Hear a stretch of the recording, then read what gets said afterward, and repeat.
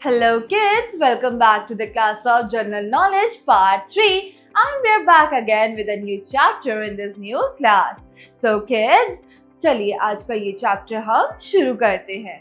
So, this chapter is chapter number 15, energy, यानी कि ऊर्जा. So, its sources and uses. तो एनर्जी के क्या सोर्सेज होते हैं और उसके क्या यूजेस होते हैं. So kids, energy is basically कि जो हमें क्षमता देती है काम करने के लिए. अगर हम एग्जांपल लें तो फॉर एग्जांपल एक ह्यूमन बॉडी में फंक्शन करने के लिए एनर्जी की रिक्वायरमेंट होती है. और एनर्जी हमें कैसे मिलती है? खाना खाने से और भरपूर पानी पीने से. इससे हमारी बॉडी में एनर्जी इंक्रीज होती है. खाना हमारे लिए एक फ्यूल की तरह काम करता है. जैसे ही हम फूड को कंज्यूम करते हैं हमारे अंदर एनर्जी इंक्रीज हो जाती है और हम फटाफट काम करने लग जाते हैं. राइट किड्स, ऐसे ही कुछ मशीन्स होती है, ऐसे ही बहुत सारी चीजें होती हैं जिनको ऑपरेट करने के लिए हमें अलग अलग रिसोर्सेज ऑफ एनर्जीज को यूज करना पड़ता है. फॉर एग्जाम्पल, अगर आपके पास कोई पंखा है या टीवी या फिर एयर कंडीशनर है तो आप उसको इलेक्ट्रिसिटी की मदद से चलाते हैं. तो जो इलेक्ट्रिसिटी है वो एक तरीके से फ्यूल है, एक सोर्स ऑफ एनर्जी है जिससे हमारे इक्विपमेंट्स वर्क करते हैं. इसके अलावा अगर हम गाड़ी ड्राइव करते हैं यानी कि कार ड्राइव करते हैं तो उसको ड्राइव करने के लिए भी हमें उसके अंदर फ्यूल डलवाना पड़ता है यानी कि सीएनजी डलवाना पड़ता है और इसी वजह से वो मूव कर पाती है. जब उसमें से पेट्रोल या फिर सीएनजी खत्म हो जाता है तो वो मूव करना बंद कर देती है. तो ऐसे ही किड्स, एनर्जी जो है, एनर्जी की मदद से हमारी चीजें चलती हैं, ऑपरेट कर पाती हैं, फंक्शन कर पाती हैं. राइट. और इसके अलावा हम जानेंगे उनके यूजेस क्या है. तो उनके यूजेस मैंने आपको बताया. चीजें हमारी जो लाइफस्टाइल है, लाइफस्टाइल के अंदर हमारी बहुत सी ऐसी चीजें आती है जो कि हमारी बिजली, पानी, हवा और ऐसी ही रिसोर्सेज की मदद से चल पाती है. तो किड्स, आज हम इसी के बारे में पढ़ेंगे और समझेंगे. चलिए फिर शुरू करते हैं. The very basic need for the existence of life is energy. तो हमारी लाइफ की एग्जिस्टेंस के लिए सबसे बेसिक नीड जो है वो है हमारी energy. So the sun is a universal source of energy for various life forms. तो जो सन है वो एक यूनिवर्सल सोर्स ऑफ एनर्जी है, यानी उससे हर किसी को सोर्स ऑफ एनर्जी मिलता है. Right kids. तो we humans also need energy for our various daily needs. और हम जो ह्यूमंस हैं हमें भी अपनी डेली नीड्स के लिए सनलाइट का जरूरत पड़ता है. Right kids. We use a number of machines to perform our daily tasks like vehicles for travel, factories to make goods, equipment for harvesting, etc.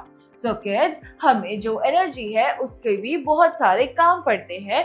Energy जो है हमारे बहुत ज़्यादा काम आती है, फिर भले वो हमारी कंस्ट्रक्शन इंडस्ट्री हो, एजुकेशन इंडस्ट्री हो, फूड इंडस्ट्री हो या कोई भी इंडस्ट्री हो या फिर ऑटोमोबाइल इंडस्ट्री हो, उनमें एनर्जी का इस्तेमाल होता है. Kids, no machine works by itself. So कोई भी मशीन अपने आप से काम तो करती नहीं है. Right kids. उसको चलाने के लिए हमें देना पड़ता है each operates on a supply of one और the other form of energy. और हर एक मशीन जो है एक टाइप के सोर्स ऑफ एनर्जी से ऑपरेट करती है, फंक्शन करती है. Right. Some machines work on diesel और petrol, some work on electricity, some on wind और solar power and some on hydro power. तो कुछ मशीन्स ऐसी होती हैं जो कि डीजल और पेट्रोल की मदद से चलती हैं, जैसे गाड़ियां, बसेस, स्कूटर्स एटसेट्रा. और कुछ होते हैं जो कि इलेक्ट्रिसिटी की मदद से चलते हैं, जैसे tube light, fan, air conditioner, television etcetera. कुछ होते हैं जो कि विंड और सोलर एनर्जी की वजह से चलते हैं. सोलर पावर से हम घर में सोलर पैनल लगवा सकते हैं और जितनी भी सूरज की रोशनी उस पर पड़ेगी उससे हमारे घर की इलेक्ट्रिसिटी वर्क करना स्टार्ट कर देगी. और विंड एनर्जी से हमारे विंड मिल्स जो है वो वर्क करते हैं, जिससे एनर्जी भी जनरेट हम कर सकते हैं. एनर्जी या फिर इलेक्ट्रिसिटी भी उससे जनरेट होती है. Next is hydro power. Hydro का मतलब होता है पानी. तो हाइड्रो पावर यानी पानी की मदद से बिजली बनाना या उससे एनर्जी प्रोड्यूस करना. Right kids. So let us know about various source of energy. तो वेरियस सोर्स ऑफ एनर्जीज के बारे में तो हम पढ़ेंगे ही, पर हम ये भी पढ़ेंगे कि एनर्जी कितने टाइप्स की होती है. Right. So non renewable energy resources. तो नॉन रिन्यूएबल का मतलब जो कि रिन्यू नहीं हो सकता, जिसको हम दोबारा नहीं बना सकते, दोबारा जिसको हम फॉर्म नहीं कर सकते। तो हमारे पास ज्यादातर एनर्जी के सोर्सेज नेचुरल होते हैं, और नेचुरल रिसोर्सेज जो होते हैं वो ज्यादातर अगर हम यूज कर ले तो कुछ ऐसे होते हैं जो रिन्यू हो भी सकते हैं, और कुछ ऐसे होते हैं जिनको हम रिन्यू नहीं कर सकते। तो पहले हम पढ़ेंगे नॉन रिन्यूएबल एनर्जी रिसोर्सेज के बारे में। The very basic need for the existence of life is energy. The sun is the universal source of energy for various forms of life. So kids, non-renewable resources of energy. So non-renewable energy जो है वो इस type की energy होती है जिसको आप कह सकते हैं कि जो रिन्यू नहीं हो सकती, जिसको हम दोबारा नहीं क्रिएट कर सकते। जैसे कि फॉर एग्जाम्पल कोल यानी कि कोयला ऐसा है जो कि दोबारा फॉर्म नहीं हो सकता। फॉसिल फ्यूल से जो बनने वाला फ्यूल या एनर्जी रिसोर्स है वो भी दोबारा नहीं बन सकते, राइट किड्स, क्योंकि ये फॉर्म होने में बहुत सारे 1000 या 100 सालों का टाइम लेते हैं। फॉसिल फ्यूल्स भी जो हमें मिलते हैं वो भी कम से कम हजारों साल का समय लेकर बने होते हैं, और तब भी वो फॉसिल फ्यूल बनते हैं। लेकिन हम जो एनर्जी यूज कर रहे हैं जैसे कि कोयला या लकड़ी, ये नॉन रिन्यूएबल है। अगर लकड़ी एक बारी जल जाए तो हम उसको दोबारा जलाकर एनर्जी प्रोड्यूस नहीं कर सकते, राइट। और कोयला भी ऐसा ही होता है। कोयला अगर एक बारी जल जाए तो उसको हम दोबारा जलाकर एनर्जी दोबारा प्रोड्यूस नहीं कर सकते। And these are called non-renewable energy resources. अब renewable energy resources क्या होते हैं? जैसे non-renewable होते हैं वैसे ही renewable resources वो होते हैं जो कि दोबारा हम जनरेट कर सकते हैं, जिनको हम दोबारा प्रोड्यूस कर सकते हैं, right? For example, nature has, however, blessed us with certain unlimited resources of clean and non-polluting energy. Solar energy, wind energy, and water energy are such limitless resources. These resources of energy are also known as renewable energy resources. So kids, nature ने हमें bless किया है with some real and natural renewable energy resources, जैसे कि सूरज की रोशनी जो कि है सोलर एनर्जी, विंड यानी कि हवा की एनर्जी, विंड एनर्जी, राइट, और वाटर एनर्जी यानी कि हाइड्रो पावर, इलेक्ट्रिसिटी जिससे हम बनाते हैं, या फिर पानी से जो बनती है एनर्जी उसको हम हाइड्रो पावर एनर्जी कहते हैं। ये ऐसी एनर्जीज है जो कि बार बार रिन्यू हो सकती है, जिसको हम दोबारा वापस प्रोड्यूस कर सकते हैं। सूरज आज भी निकला है, सूरज कल भी निकलेगा, परसों तरसों नरसों सूरज हर रोज निकलेगा। हवा आज भी चल रही है, हवा कल भी चल रही है, हवा हमेशा चलती ही रहती है। इसके अलावा पानी भी आज फॉर्म है। पानी उसको हम दोबारा से चला सकते हैं और दोबारा चला सकते हैं, और पानी को दोबारा चला कर हम अपनी हाइड्रो पावर बना सकते हैं। And that's why they are renewable energy resources, right kids. अब हम पढ़ते हैं let me answer. Name the equipments that run on electric energy. तो ऐसे इलेक्ट्रिक एनर्जी से रन करने वाले इक्विपमेंट्स का नाम आपको अपनी नोटबुक में राइट डाउन करना है। तो चलिए लिखिए।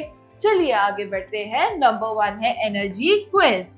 So look at the pictures shown below and identify the source of energy that is being used in each. तो नीचे 3 पिक्चर्स दिए गए हैं जिनको देखकर हमें ये पता लगाना है कि इनमें कौन से सोर्स ऑफ एनर्जी यूज हो रहे हैं। And you may choose your answers from the help list। और आप अपने आंसर्स जो हैं हेल्प लिस्ट पर गिवन है और उनको चूज करके आप लिख सकते हैं। बट फर्स्ट इसके अंदर हम यूज कर रहे हैं सोलर पैनल्स। सोलर पैनल्स हम तब लगाते हैं जब हमें यूज करनी होती है सनलाइट यानी कि सोलर एनर्जी। तो हम यहाँ लिखेंगे सनलाइट। नंबर 2 में है यहाँ पर यूज हो रहा है एक स्टोव, और स्टोव किससे बनता है? वो है केरोसिन से। तो हम यहाँ लिखेंगे केरोसिन। नेक्स्ट नंबर 3 है विंड एनर्जी यानी कि टाइडल एनर्जी। तो हम यहाँ लिखेंगे विंड। अब आगे बढ़ते हैं।